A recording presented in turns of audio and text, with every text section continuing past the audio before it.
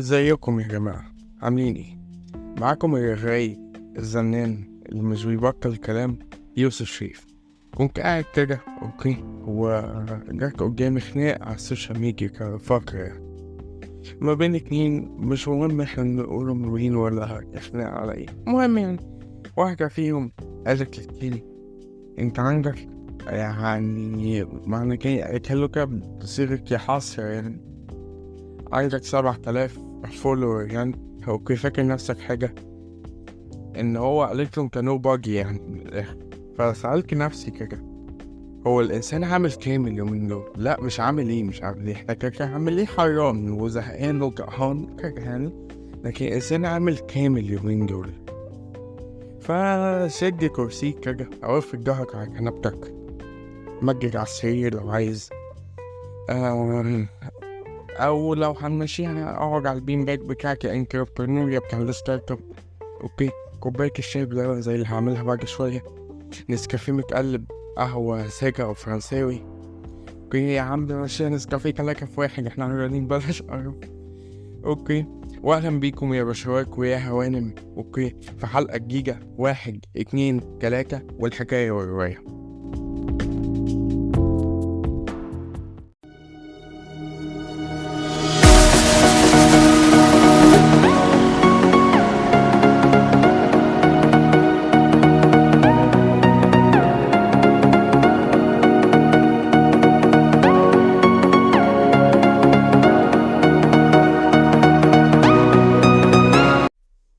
ندخل في الموضوع بسرعة بقى. دلوقتي الموضوع ببساطة إن من زمان وإحنا بنحاول كبني آدمين إن إحنا نحدد قيمة الإنسان أو يسوى كام من الآخر يعني.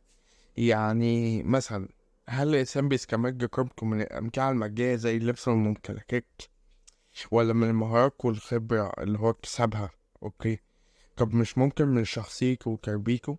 مقاييس كتير ومتغيرات أكتر، خصوصا في عالم أوكي مادي شوية. كل معظمنا بيقعد يحسب الخسائر والمكاسب بتاعته، مش في الحياة عامة. مش لو جبت التليفون ده هقرر إن أنا أثرته على قد إيه المرتب هيكفي ولا لأ. لأ، مش بنتكلم على هذا المقياس. بنتكلم إن هو في العلاقات حتى. ما يروح المناسبات، أنا لو هنزل أروح لخالتي دلوقتي، الموضوع ورثك؟ أو هل الموضوع يستاهل يعني بالبلدي كده؟ طيب، أو عامة يعني اوكي، ده يخلينا برضه نفتكر الراجل اللي هو بتاع البودكاست اللي هو كان اللي هو ما راحش حظ خالته ولا عمته ولا ايا كان ده. اوكي، يبقى ده كده كان صح ان هو شاف ان صرف قام الشطحانة. انا بدل ما اروح العزا اوكي، لا انا اقعد في بيتي واجيب لي 5 6 آلاف 10 آلاف دولار مثلا اوكي اكسبهم، يبقى هو كده كان صح. اوكي، وده طبعا مش صح. اوكي، عشان الحكاية مش في مروح ولا خروجه ولا حزة ولا حتى في سكيل ولا لأ، الحكاية هنا في قيمة الإنسان. ولا إيه؟ بالمناسبة يعني، حتة برا out of the script و out of the حلقة يعني. اوكي، قيمة الإنسان لا يتم حسبانها اوكي على الحاجات العادية اللي موجودة في حياتنا. معنى حاجة إن الإنسان انت كبني آدم لا تكتسب قيمتك اوكي من الأفعال اللي انت بتأديها في حياتك. معنى إيه؟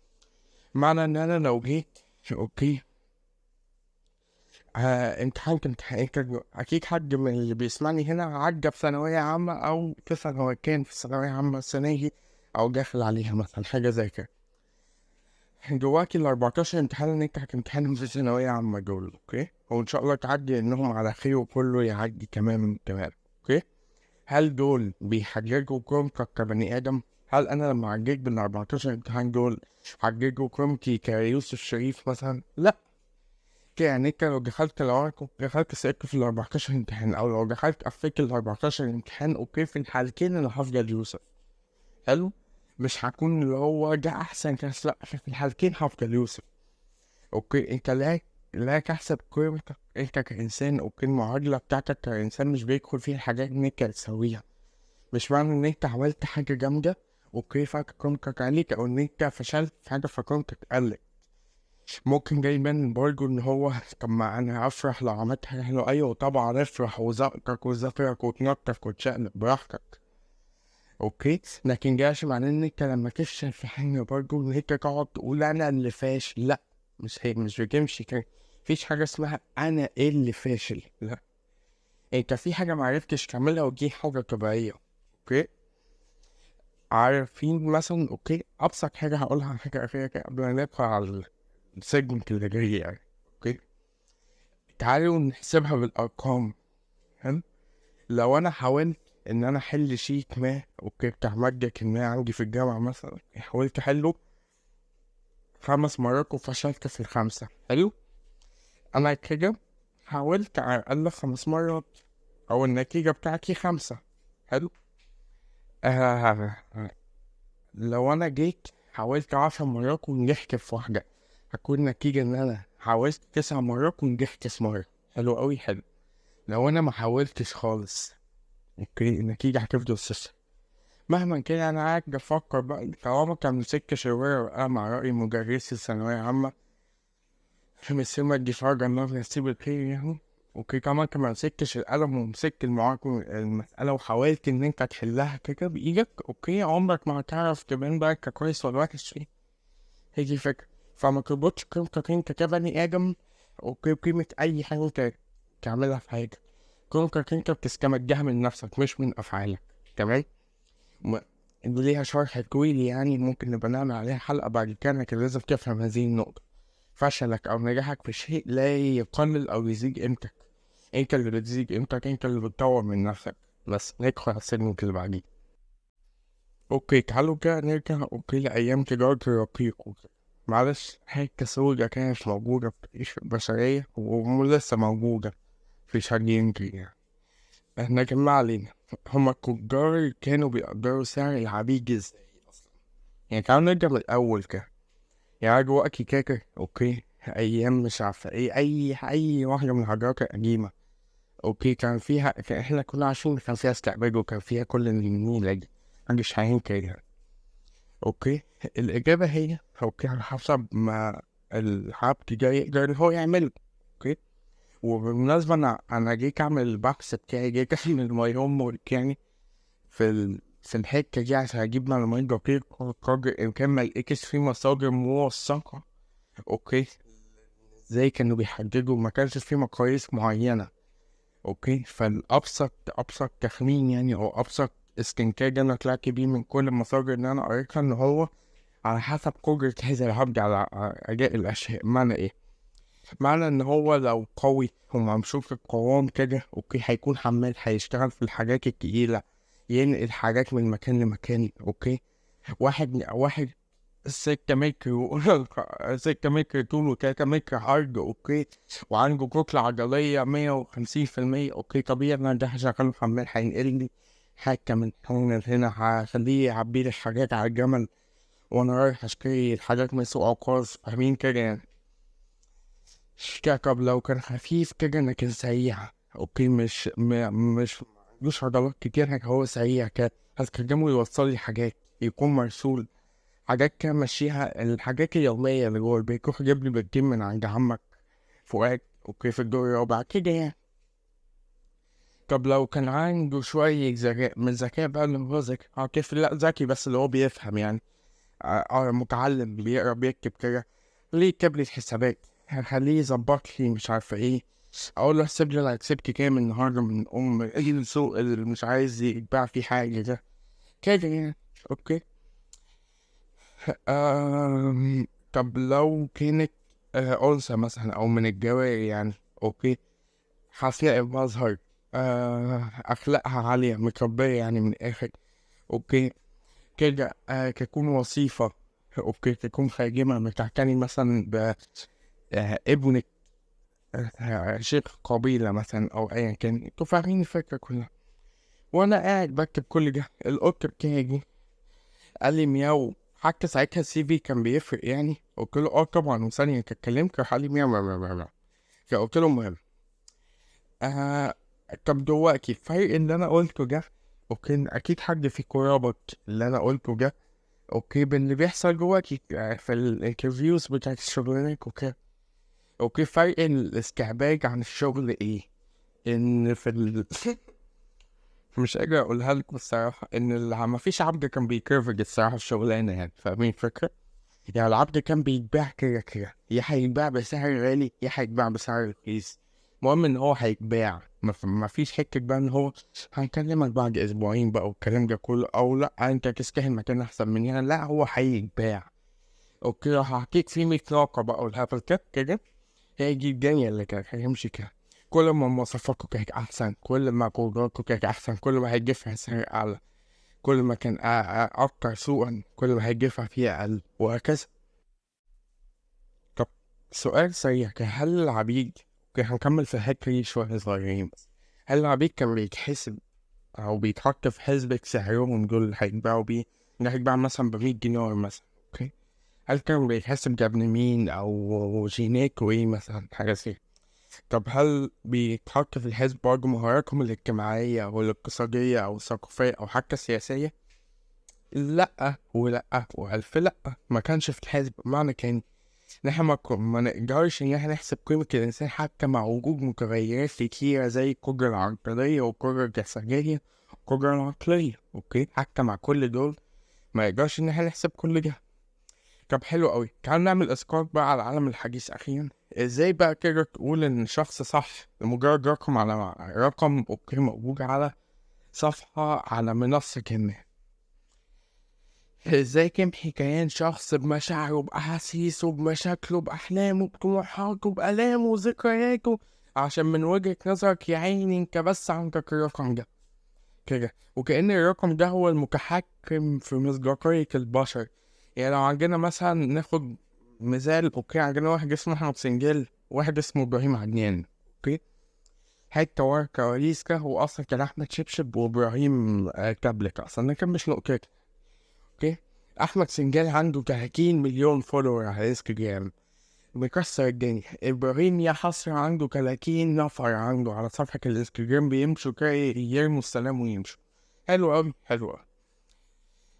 لو احمد قال حاجة مثلا، اوكي، هتبقى صح 100% طبعا صح كده. طب لو ابراهيم قال حاجة غلط يبقى متوقع طبعا يا ابني ده عنده 30 نفر على صفحته على الانستجرام، هيقول حاجة صح ازاي اصلا؟ وطبعا احمد سنجال، اوكي، اي حاجه بيقولها بيكمل بورد وفلوس ومجاواه، كل ما اوكيك من مظاهر الحب طبعا انت بتقول صح، طبعا انت بتقول صح. ليه؟ عشان انت عندك 30 مليون بني ادم، اوكي، اي كلمه انت لو جيت اتجاوبت كده الناس هيقولوا يا لهوي يا عدنان، انا جاي لك من طنطا يا شيخ. بس كده هي دي الفكره. طب اقول لكم حاجه، لو احمد نزل رايه في موضوع هنا، اوكي، وكل الناس يبصوا على اكونته ده عنده 30 مليون، حتى لو مش متفقين مع رايه لكن ده عنده 30 مليون، فممكن يكون عنده مصداقيه زياده، ممكن يكون في حاجه انا رايي انا مش صح مقابل رايي ده اكيد. اصل لو شخص، اوكي، عنده 30 مليون، ده معناه انه في مكان عالي قوي في 30 مليون بني ادم شايفين ان رأي صح، لدرجة ان هم بدأوا اي حاجة ينزلوها يشوفوا عشان هم شايفين ان رأي الانسان ده صح كده. فاكيد رأيي هو صح، اوكي، اكيد انا محتاج ان اظبط رأيي عليه صح. اوكي من الاخر يعني اكيد احمد اللي عنده 30 مليون ده مش بيهبد كده، رغم ان ممكن يكون غلط وأسوأ الغلط يعني كده، ويكون بيوجههم كلهم في داهية سودا، لكن لا ده عنده 30 مليون فولور على انستجرام كده.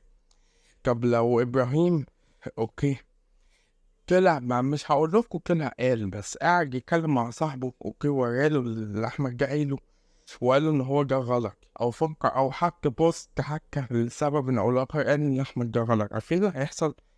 كان معظم الناس هيروحوا يبصوا بس على اكونت ابراهيم الاول، هيقولوا لهم انت ازاي يا نو باجي، اوكي، يا اللي عندك يا حفصة 30 ولا 7000 حتى، اوكي، تتكلم وتعمل نفسك ان انت مش صانع محتوى بقى ومفكر والهبل، انت ازاي تعارض اللي عنده 30 مليون؟ انت ازاي تعارض احمد بيه باشا بيك يحطوا 15 لقب ورا بعض كده، اوكي، على احمد لمجرد ان هو، اوكي، عنده رقم اكبر كده؟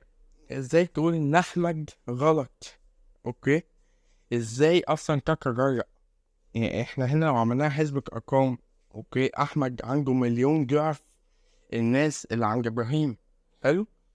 لكن جالا يعطي اي شيء. جالا هنا كم كسعيد كلام بتاع احمد وابراهيم على حسب مكانتهم في السوشيال ميديا، بس ليس اكثر ليس اقل.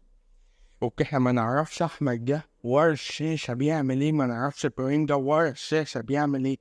رغم كده احنا عندنا كلم الرمل وجبل من الصخر. اوكي، احنا هنشوف طبعا الجبل من الصخر. اوكي، هو اللي معاه حق. ليه؟ انا هسمع ليه شوية رملة محطوطين على بعض عاملين كبة صغيرة في الارض كده، انا بنتكلم في ايه يعني؟ فطبيعي جدا ان انت تبقى تلاقي السؤال ده هيبقى منتشر بعد كده. اوكي، او لو هو مش منتشر حتى دلوقتي، ان انت عامل كام، انت كام فولوور عشان تتكلم اصلا كده؟ انت كام واحد متابعينك، كام واحد بيدعموا رأيك عشان تقول ان اللي فلان قاله ده غلط، عشان تقول ان علان قاله ده غلط؟ حتى بره السكريبت افتكرتها دلوقتي من واحد من أصدقائي يعني. اوكي، اللي عرفته من جروب كوالا ساندويتش، من بودكاست كوالا ساندويتش بودكاست يعني. شاوت اوت ليهم بالمناسبة، بقولوا بس معاهم لو عوزكوا. واحد صاحبي قال لي ان هو احيانا الناس لما بيوصلوا لرقم معين، كان لما بيوصلوا من الناس عندهم ناس كده بيتابعوهم، بيبقى عندهم فاليديشن كجاب كده، اللي هو على كل الناس دي تتابعني يبقى انا صح، انا كده ماشي صح، يبقى انا لا اي حاجة هعملها بعد كده صح. سواء بقى مسكت موضوع هيبته. اوكي، قلت وجهة نظري مغلوطة. اوكي، انا ممكن ما اكونش عارف ان هي مغلوطه، لكن هي مغلوطه. اوكي، لكن انا عشان عندي فاليديشن من ال 30 مليون اللي بيتابعوني، اوكي، فانا صح. ان ما فيش حد هيدخل يقول له واحد يعني عنده 30 مليون يقول له انت غلط. مش ممكن، ما فيش حد في الوجود، لا ما فيش حد نظريا كده theoretically speaking يعني. اوكي، هروح اقول مثلا اي كان الشخص، اوكي، مش هقول اصلا مش عايز يحصل لي حاجه يعني. اوكي، لكن مش هروح اقول لفلان، مش هروح اقول لاحمد سنجال انت غلط في رأيي إن أنت قلته عن هل عفن البطاطس يتفق أو يختلف مع غسيل المواعين مثلا، حاجة زي كده. مش هروح أقوله إن أنت غلط. أوكي، حتى لو معايا أدلة. فاهمين الفكرة؟ إبراهيم لما جه عايز رأي أحمد، أوكي، كان معاه أدلة وإثباتات وكل حاجة. لكن مع هذا حتى لو جاب أدلة اللي كانت الدنيا والآخرة هنا قدامه، الناس برضه هترجع أحمد. أوكي، لأن كسعي كلام هنا في نظر عين الناس أحمد أغلى مليون مرة يعني كمان إبراهيم. من الآخر يعني، أوكي، عشان أنا عارف حاسس إن أنا كشعبت كتير في مواضيع كتير، أنا أرجو إنكم تكونوا فهمتوا الفكرة الثانية يعني. تعالوا ناخدني أنا كمثال، أنا كيوسف بقى. أوكي، أنت هتبقى عارفني مثلا. أوكي، أنا كيوسف شايف من البودكاست إن أنت بتسمعني فيه، بس أنت عارف بس هذه الحتة. أوكي، تعالوا نعتبر إن أنا حياتي كيوسف كيك. أوكي، تشيز كيك اللي أنا بحبها او مولتن كيك، مولتن كيك. اوكي، انا حياتي كيوسف مولتن كيك. جيت قطعت شيحه صغيره بالسكينه واديتها لك، ده البودكاست كان انت بتسمعني فيه. حلو. فكتوقع بما اني شخص كويس في البودكاست، اوكي، اللي هي حته كيكه صغيره من اصل الكيكه كلها انها اديتها لك، فكتوقع ان باقي الكيكه هيكون طعمها حلو طالما الحته انها اديتها لك طعمها حلو. اوكي، معنى تاني تتوقع ان انا شخص كويس في الجهة بسبب ان انت شفتني بجانب واحد، فتتوقع ان انا في كل الجوانب شخص كويس، رغم ان ده صفحة عامة او حتى غرور كده جسية سريعة يعني. بس دي مش غلطتنا، مش بالضروري جاي يكون دايما صح. فكرة ان احنا نصدر حكم على شخص ما ان هو كويس عشان الجانب ان احنا شفناه منه في المقابلات، في المسلسلات، في البودكاستات، في العروض، في اي حاجة، اوكي، كويس بيحصل في دماغنا. اوكي، مش فاكر اسم النظرية بالظبط يعني. اوكي، إن كان بيطبق افكت معين كده في دماغنا ان احنا بنشوف ان الشخص ده اكيد هيكون كويس في كل حاجة تانية طالما هو كويس هنا. كان ناخد مثال بسيط. اوكي، عندنا ممثل ما. اوكي، الممثل ده جاي بيطلع بأدوار الشر بقى. اوكي، هو شرير بقى وبيأذي البطل وبيعمل ايه وبيخسر في النهاية وكده. حلو قوي الكلام ده. انت من مجرد الحتة الصغيرة ان انت شفتها في المسلسلات والافلام ان هو دايما بيطلع في دور الشر، انت اوتوماتيك هيتزرع في دماغك فكرة ان هو شخص شرير. حتى لو ده مش صح، حتى وانت عارف ان دي سينما، اوكي، لكن لا، ده شر، ده شخص شرير، لا كده. والعكس صحيح برضه، لو انت شفت حد بيطلع بس في ادوار الخير هتعتقد دايما ان هو شخص كويس كده. لو شخص انت دايما بتشوفه في المقابلات، اوكي، بيكون هادي كده ورزين، اوكي، جيت شفته على الحقيقة، حلو، لقيت ان هو منهكش شوية وهايبر اكتف والكلام ده كله، هتحس ان في حاجة غلط، هتحس ان الصورة دي مش راكبة على الصورة دي، رغم ان هو عادي، عادي جدا، اوكي.